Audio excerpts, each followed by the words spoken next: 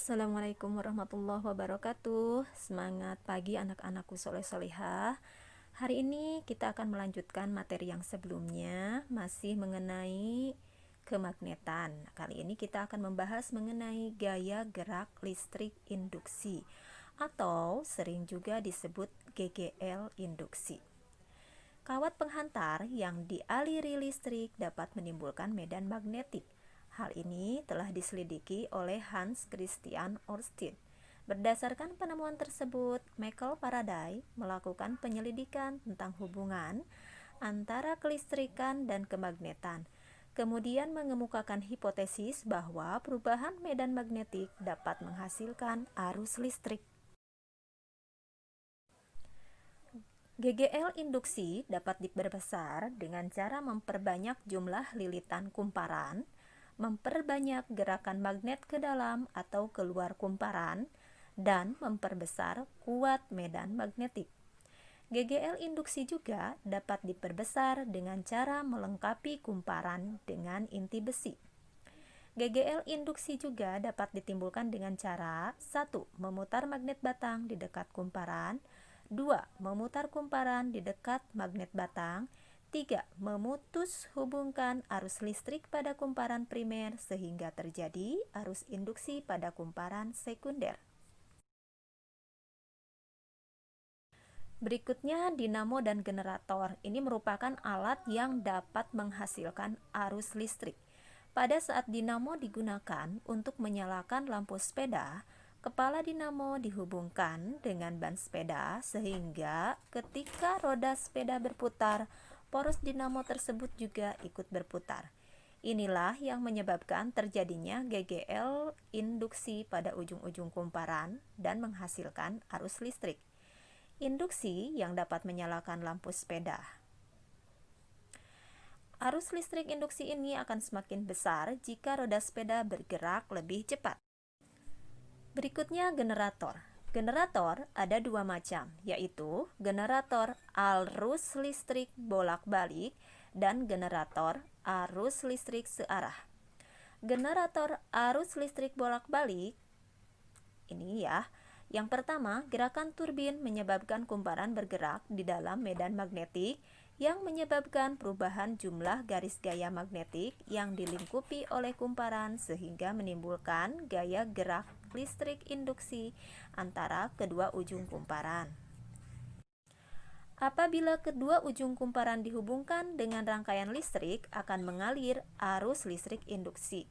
Arus listrik yang dihasilkan oleh generator ini dialirkan melalui cincin logam atau cincin geser sehingga menghasilkan arus listrik yang arahnya bolak-balik. Yang kedua, generator arus listrik searah. Bagian-bagian utama generator arus listrik searah. Yang pertama, magnet ladam atau magnet U, kedua kumparan, 3 cincin belah, dan 4 sikat karbon. Cincin belah atau komutator pada generator arus searah berfungsi sebagai pengubah arah arus listrik yang terjadi dalam rangkaian, sehingga arus listrik yang terjadi adalah arus listrik searah. Selanjutnya, transformator atau trafo, yaitu alat yang digunakan untuk menaikkan atau menurunkan tegangan listrik bolak-balik. Trafo penaik tegangan atau disebut trafo step up. Ciri-cirinya, jumlah lilitan sekunder lebih banyak daripada jumlah lilitan primer. Tegangan sekunder lebih besar daripada tegangan primer. Kuat arus sekunder lebih kecil daripada kuat arus primer. Sedangkan trafo penurun tegangan atau trafo step down, ciri-cirinya jumlah lilitan sekunder lebih sedikit daripada jumlah lilitan primer.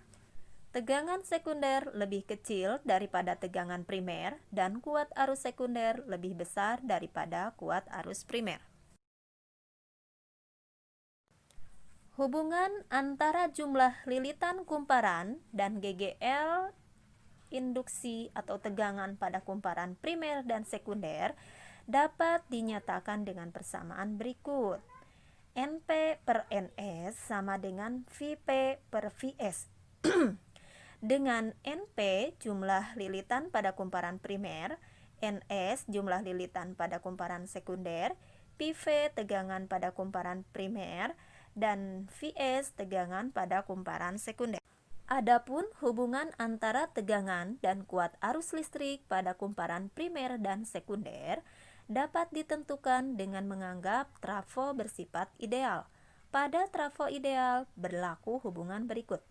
PP sama dengan PS, atau PP kali IP sama dengan PS kali IS, sehingga IS per IP sama dengan PP per PS. Dengan PP tegangan pada kumparan primer, PS tegangan kumparan sekunder, IP kuat arus primer, IS kuat arus sekunder, PP daya primer, dan PS daya sekunder. Efisiensi transformator adalah perbandingan antara daya pada kumparan sekunder dengan daya pada kumparan primer. Efisiensi trafo selalu kurang dari 100%, sebab saat digunakan, trafo selalu menghasilkan panas. Efisiensi trafo dapat ditentukan dengan persamaan berikut. Efisiensi trafo sama dengan PS per PV kali 100%. Berikutnya, pemanfaatan elektromagnetik dalam kehidupan sehari-hari. Yang pertama ada tungku induksi, kedua rem magnetik, 3 induktor Ramkov, 4 alarm anti pencuri, 5 penguji keping uang. Manfaat medan listrik dan medan magnet bagi hewan. Beberapa jenis ikan tertentu memiliki kemampuan mendeteksi medan listrik kecil yang dihasilkan oleh hewan lain. Medan listrik tersebut dihasilkan oleh aktivitas otot yang berfungsi untuk mendeteksi makanan dan musuh yang ada di sekitar. Alat penerima rangsang berupa medan listrik pada ikan-ikan tersebut disebut elektroreseptor. Elektroreseptor terdapat pada gurat sisi dan ampula Lorenzini yang dimiliki oleh ikan pari dan ikan hiu. Hewan-hewan tertentu memiliki kemampuan untuk berorientasi terhadap medan magnet bumi. Kemampuan tersebut bermanfaat dalam navigasi sehingga hewan-hewan tersebut dapat mengenali kutub utara dan kutub selatan atau arah utara dan selatan bumi. Hewan-hewan yang memiliki kemampuan berorientasi terhadap medan magnet antara lain lebah madu dan burung. Demikian pembahasan kali ini. Selanjutnya kita akan latihan menentukan GGL induksi listrik ya.